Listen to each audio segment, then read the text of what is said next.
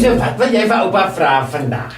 Oupa, ek wil weet daar by 1 Petrus 4 en 5. Ja, Nou, die een oomblik vertel hulle van jy hoef oor niks te worry nie en Jesus is by jou en hy beskerm jou. okay. Maar die volgende oomblik praat hulle skielik van die duiwel is soos 'n brullende leeu en jy moet nou vir hom oppas en alles. En ek verstaan nou nie regtig nie, moet jy nou bang wees of kan jy nou veilig voel?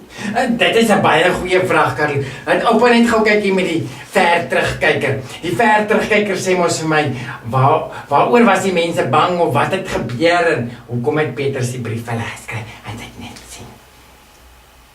Ja. En nou, die besorg wees hy. Hy sorg vir julle. En ja. Die vyand brullende leeu. Karel! Amper nog ek as die brullende leeu. Amper klaar, skies. Oh, my kruis kon hartklopings. Ja. Karel, dit is baie spesiaal. Kom oupa vir dit. Amper van my ver terugkyker af is daar sy.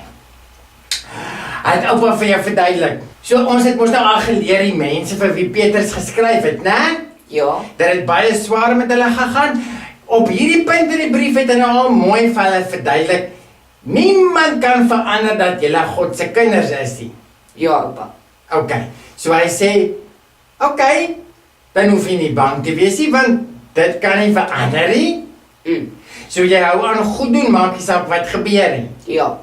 Maar die tweede ding sê hy dan nou vir hulle, okay, as jy nou aanhou goed doen, ons kan rus en bly wees en weet niks kan verander nie, maar jy moet die hele tyd seker maak, tree ek op soos wat God wil hê of maak ek nou wat mense wil hê?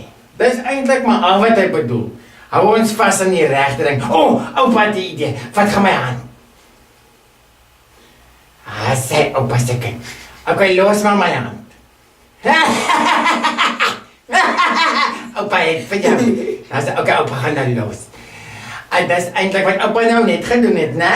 Ja. Is eintlik wat dit beteken om te weet, God hou jou vas. En al vergeet jy partykeer 'n bietjie, God hou jou nog steeds vas.